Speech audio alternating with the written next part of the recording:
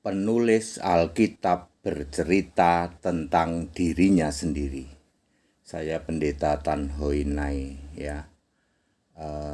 Saya ditanya tentang penulis Alkitab yang menceritakan dirinya sendiri. Contohnya Markus 14 ayat 51. Ada seorang anak muda yang hanya memakai kain, lalu mau ditangkap, dia lari dengan telanjang. Siapakah anak muda yang cuman pakai kain lari dengan telanjang? Siapakah dia? Penulis itu si Markus. Ya, penulis Alkitab menceritakan tentang dirinya sendiri. Markus 14 ayat 51. Contoh lain, Matius 9 ayat 9. Ada seorang pemungut cukai, lalu kata Yesus, "Ikut aku."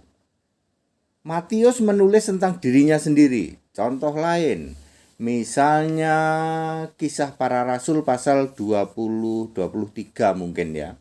Paulus menceritakan dirinya sendiri. Ya, bagaimana Paulus tobat, "Saulus, Saulus, mengapa engkau aniaya aku?" Ya. Jadi penulis itu menceritakan dirinya sendiri. Ada seperti itu. Bisa juga ditulis oleh orang lain ya. Seperti itu ya. Jadi Alkitab ditulis dengan 3 cara, yaitu dengan ilham, dengan wahyu, dengan dikuasai roh ya. Orang lain bisa menulis tentang rasul lain, bisa seperti itu. Paulus menulis tentang Petrus. Aku ketemu sama Petrus, bisa ya, seperti itu. Lukas menulis tentang Petrus, bisa. Contohnya Kisah 10 ayat 15. Petrus, apa yang dinyatakan halal oleh Allah, oleh aku, tidak boleh kamu nyatakan haram. Yang nulis siapa? Lukas di dalam Kisah Para Rasul ya. Lukas juga menulis tentang Paulus ya, seperti itu. Ya misalnya Matius menulis tentang beberapa nama di dalam para murid-murid ya, seperti itu. 12 murid ditulis oleh Paulus juga, ditulis oleh Markus juga. Jadi clear ya, Markus 14 ayat 51, seorang muda yang lari telanjang adalah Markus itu. Matius 9 ayat 9, pemungut cukai yang dipanggil oleh Yesus lalu mengikut Yesus adalah penulis kitab Matius itu sendiri ya. Ya makanya ada kata-kata Matius pemungut cukai begitu ya. Anak janda di Nain yang ditulis di kitab Lukas 4 ayat 14 15 ya, ayat 14 15 itu ya. Itu adalah Markus. Anda pernah ngerti nggak bahwa anak janda di Nain yang lagi mayatnya digotong lalu dibangkitkan oleh Yesus dari usungan mayat itu ya, itu adalah anak janda itu adalah si Markus ini yang lari telanjang itu ya. Makanya cirinya Markus itu gampang, dia tukang lari. Dia suatu saat bantu sama Paulus, dia lari melulu sampai Paulus tuh kesel sama si Markus itu.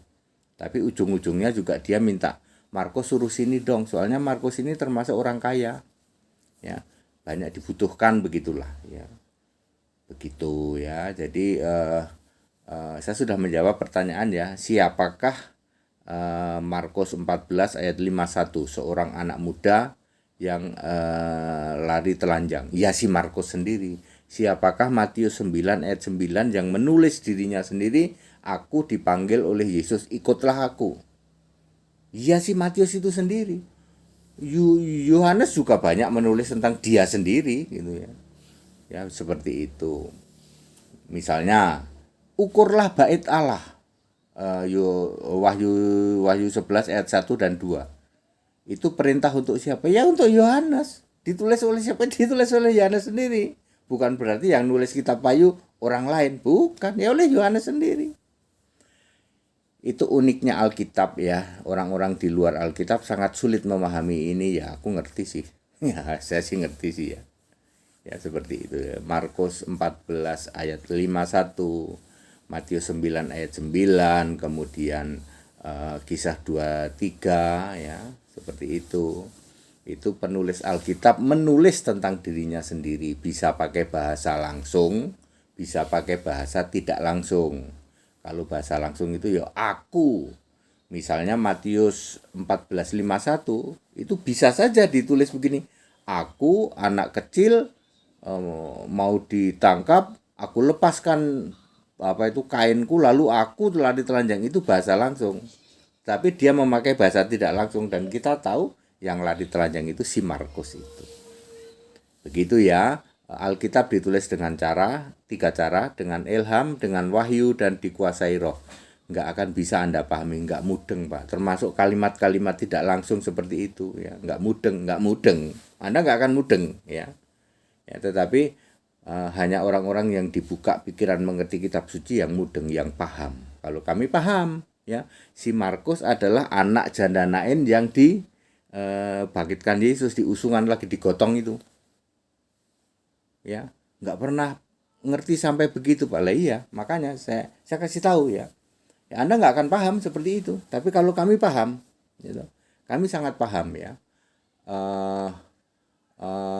Petrus dapat perintah. Petrus, apa yang dinyatakan halal oleh Allah tidak boleh kamu nyatakan haram. Ini perkataan siapa? Perkataan Yesus. Yesusnya di surga betul, masih di langit tingkat 2. Kami nggak paham. Lah iya, kalau saya paham. Anda sih nggak paham, aku ngerti. Ya, yang nggak paham biasanya yang mengolok-olok. Mengolok-olok tapi nggak paham. Clear, padat, singkat dan clear. Saya sudah menjawab siapakah Markus 14 ayat 51 yang lari telanjang itu. Segala hormat kemuliaan untuk Yesus Kristus. Ayo ikut sekolah Alkitab, mudah sekali mempelajari Alkitab. Sangat mudah banget. Ya. Dan itu sudah dibuktikan ya. Kami selalu menjawab pertanyaan tentang Alkitab 1 menit. Setiap pertanyaan apapun juga. Karena mempelajari Alkitab itu sangat mudah. Kalau Anda mau ya. Tapi kalau tegar tengkuk ya nggak bisa. Tegar tengkuk, ngeyeler, ngototer ya. Ikutin aja Alkitab ya. Nanti Anda dibuka nih pikiran nih. Kayaknya satu-satunya pendeta yang ngerti bahwa yang dibangkitkan anak janda itu adalah Markus cuman HTD loh. Di seluruh jagat Indonesia ini. Ya, yang ngerti kayak gitu. Itu ternyata si Markus betul. Makanya dia belum cukup umur toh. Dia belum cukup umur pada waktu dia Yesus ditangkap, dia masih anak-anak. Anak-anak itu mungkin umurnya berapa ya? Maka dia menulis kitab Markus nanti ya, mungkin sekitar tahun 50-an. Baru kitab Markus itu ditulis oleh anak-anak itu yang lari telanjang itu. Kan setidaknya penulis kitab ya pasti umurnya 30-an lah ya. Mungkin dia masih umur 12 gitu, perlu waktu 18 tahun lagi. Jadi tahun 33 tambah 18 misalnya ya toh. 33 tambah 18 kan berapa itu 51.